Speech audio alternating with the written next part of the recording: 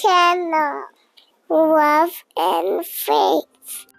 Olá, meus queridos amigos, aqui é a Miss Lume mais uma vez e hoje eu vou contar-lhes mais uma história sobre a vida de Jesus.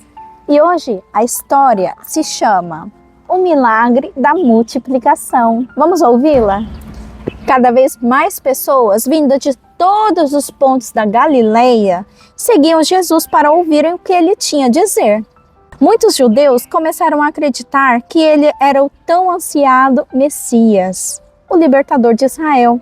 Mas ao mesmo tempo que conquistava cada vez mais seguidores, Jesus fazia também cada vez mais inimigos.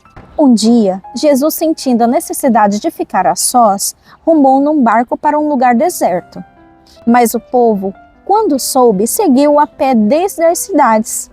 Ao desembarcar, Jesus viu a multidão ansiosa para ouvi-lo. Ao cair da noite, era preciso alimentar todas aquelas pessoas. Mas os discípulos tinham conseguido apenas 5 pães e 2 peixes. Jesus, pegando os 5 pães e os 2 peixes, ergueu os olhos aos céus e pronunciou a bênção. Partiu depois os pães e deu-os aos discípulos, que os distribuíram pela multidão.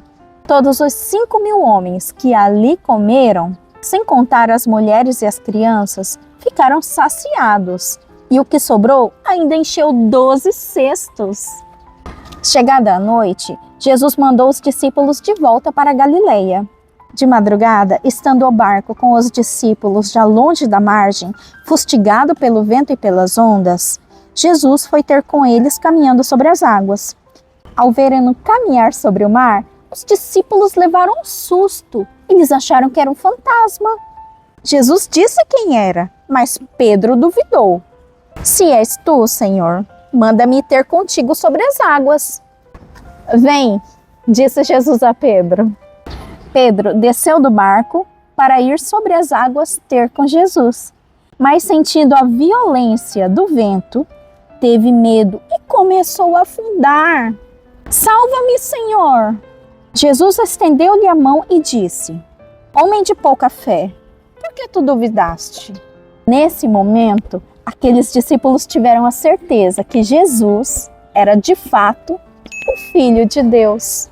E aí, você gostou dessa história? Um beijo e até a próxima. Tchau, tchau. Like and subscribe. Bye bye.